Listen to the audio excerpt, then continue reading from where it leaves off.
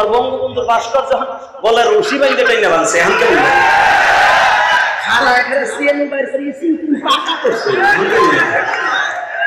আমরা যখন বলছিলাম যে বানায়েন না, এটা অসম্মানী হবে, তখন আমাকে দেশদ্রোহী বলে, আমাকে বাংলাদেশের রাষ্ট্রদ্রোহী বলে আমাদেরকে গালি দিচ্ছে। এখন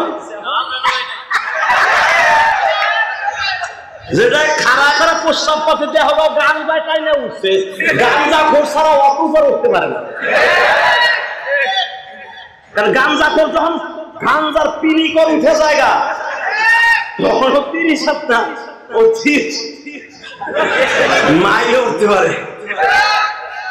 ও কি মাথায় যে চিন্তা করে, সাহস কতবার সিলিন্ডার টান দিয়ে খুলে বয়া বসে বাবল ব্যাপারে কি জিটটা লয়ে উঠছে, কয় পোটলা খাইছে। তবে এই কাজটা ঠিক হয় না। আমি যা কিছু বলে, হ্যাঁ মূর্তি ভাঙার অধিকার আপনাকে দিয়েছে, কিন্তু যেভাবে হোক সরকার যখন এটা বানিয়েছে এইভাবে সারা দুনিয়া তুমি ফরজ তরফ করে এই কামটা করা তোমার ঠিক হয়। সারা দুনিয়া দেখছে না ওরে,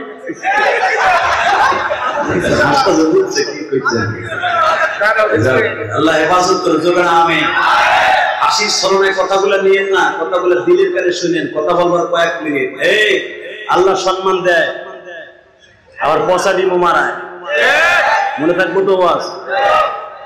হ্যাঁ আজিদের মেসে কুটতে কুটতে আইছে। আজিমেশের এর আগে সালে মুকাদ্দের একটা জব শুনেন আমার কাছ থেকে, বানানোর কথা আমি বলে দিলাম। আমার সামনে যে আজবাই গুলো চাইয়া রয়েছে, এই যে আলেমুল আমাদের জেল খাটছে মিডিয়ার কারণে।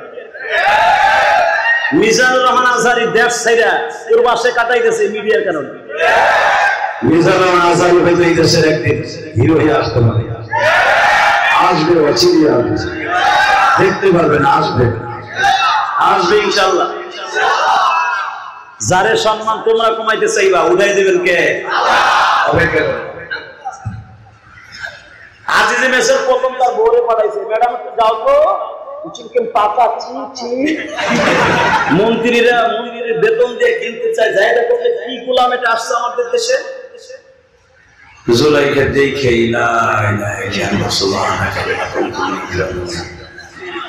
বাচ্চা কি তোমার টাকা গায়ে যদি ব্যাংকে টাকা না থাকে, আমার অন্তত পনে 200 ভরি স্বর্ণ আছে, এইগুলো শুদ্ধ হয়ে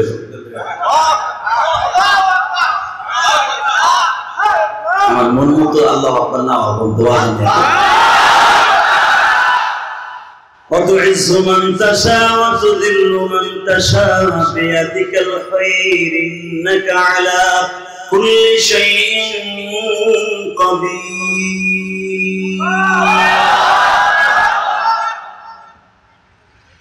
কলিজার ময়মনসিংহের যুবক ভাইরা রে, আজিজ মেসের 50% নিয়ে আসছে, তুমিও দেখি মুগ্ধ হয়ে গেছে এমন কি গোলাম।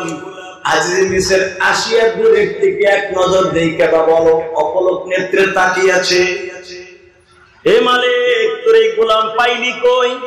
স্যার আপনার আমার কাছে প্রেসিডেন্ট যেটা আমি আনছেন যত্ন করে স্যার, এটা ইনটেক জিনিস, একবার ইনটেক, মাসি মাসি কিছু করে নাই স্যার, ওর চরিত্র ফুলের মতো স্যার, যাকে চেহারা বেশি ভালো থাকে ওকে প্রেমের অভাব, শরীরে আই হবে গানে করে ঢুলে পড়ে।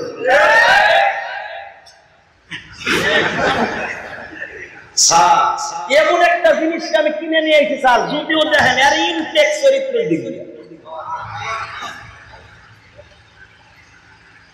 আজ যে মেসের বলে এই যে আমার মন্ত্রীরা পাগল হয়েছে, এমনকি আমার দিদিও পাগল হয়েছে। এই যে দাম কত চাস? স্যার আমি কেউ কাছে দাম চাই নাই, আপনি কত দিবেন দেন চাই, কোনো কথা নাই, একসাথে 50,000 যাচ্ছে। মাফ করবেন স্যার, দিন না। তুই দাম চা, বুঝছি তোর খেলা, তুই 1 সপ্তাহ ধরে খালি দাম উঠাইতেছ, খালি দাম কত দিবেন? তুই ময়মনসিংহে পাঠ কর, বুঝে লেছি করে, তুই কিচ্ছু বুঝিস না, কিচ্ছু বুঝিস না, ময়মনসিংহে লাগো মতো। হ্যাঁ হ্যাঁ তুই দাম চাপ, তুই দাম চাবি, দাম আমি একটা, তুই খালি কত দিবেন কত দিবে এইটা কবি, দাম চাপ। এখন তো ফান্দে পড়ছে ইসু কত সাম ইসুদের কাছে জিজ্ঞেস কত সাম ইসু তুই হিগাই দিছিলি দাম চাম না এই পর্যন্ত উচ্চস্ত 20,000-50,000 এখন দাম চাইবে কত সাম 1 লাখ না কত কনা মানুষজনের সুন্দর রূপে দিতে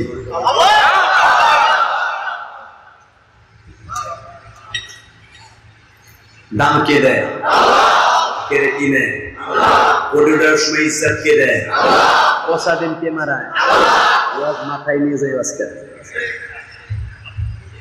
বাজানরে আল্লাহর পয়গম্বর ইউসুফ যখন বললেন দাম আপনি কায়দা করে একটা চান ওই মালিক বলে ফেলেছে স্যার যদি আমার গোলাম কিনতে হয় আপনি যখন জিদ করছেন আপনি কিনে আপনার দেশেই রাখবেন তাহলে আমার গোলামের ওজনে স্বর্ণ রূপা দেন ইউসুফ পয়গম্বর তখন ওজন হলো 2.5 মণ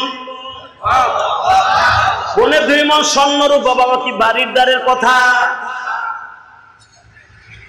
এখন বলে ফেলছে তুই যা চাবি তাই যে কিনবো এখন চাইছে নেন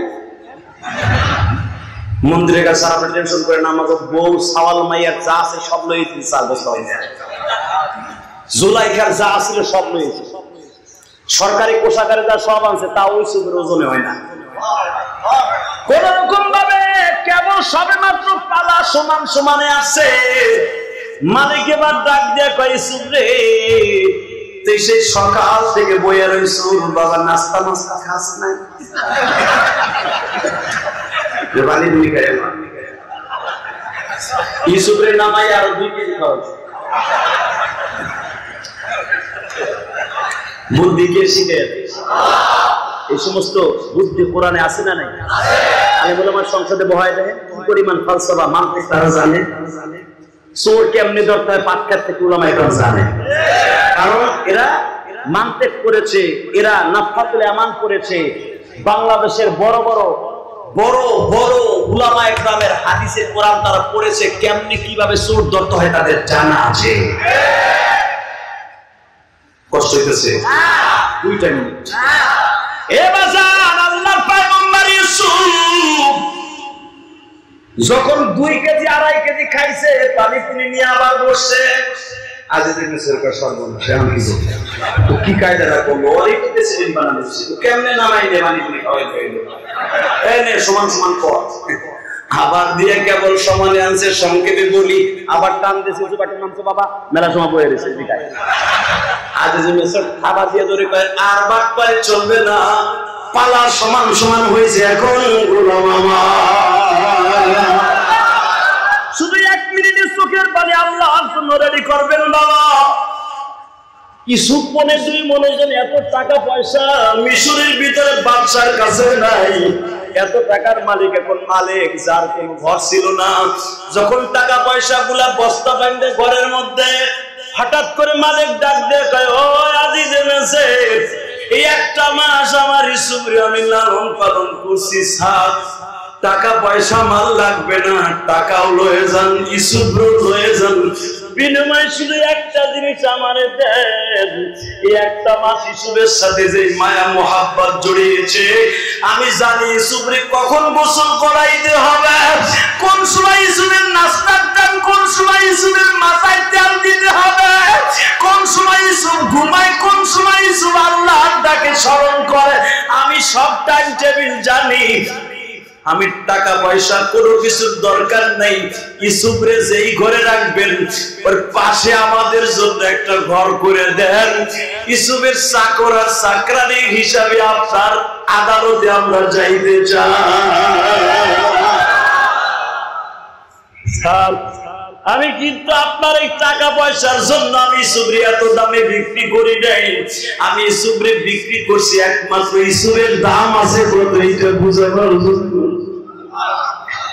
আমি বলে আবার কত দাম আছে একবার সংসদে নিয়ে দেখো আমি কসম করে বলতে পারি সারা দুনিয়ার ভিতরে বাংলাদেশটা একটা দামি দেশ হয়ে যাবে লিল্লাহি তাকবীর চান না চান ইনশাআল্লাহ বলো ইনশাআল্লাহ বলেন। নাহিদার আসিফ যদি বাংলাদেশে অল্প বয়সে বাংলাদেশের মেন সেক্টরে বসে বড় বড় মোড়কদেরকে চালাইতে পারে, মাদ্রাসা উলামায়ে কেরাম চালাবার এবিলিটি আল্লাহ তাদের দান করেছে। আপনাদের কাছে আরজ করবে এই আলেম উলামাকে বাঁচাই রেখে তাদের ইজ্জত আবরুকে জমিনে টিকিয়ে রাখার জন্য দরকার আছে না নাই?